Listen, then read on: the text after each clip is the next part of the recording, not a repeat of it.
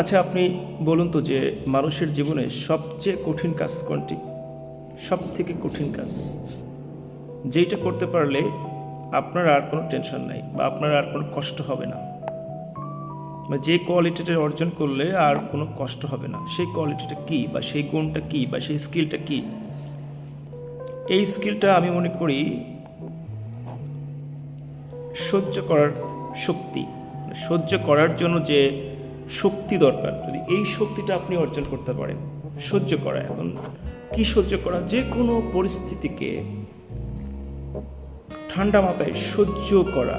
সহ্য করা বলতে ওই সময় যে চ্যালেঞ্জগুলো আসতেছে, ওই চ্যালেঞ্জগুলোকে মোকাবেলা করতে যে অনেক ধরনের কষ্ট হয়, এই কষ্ট সহ্য করার শক্তি থাকতে হবে।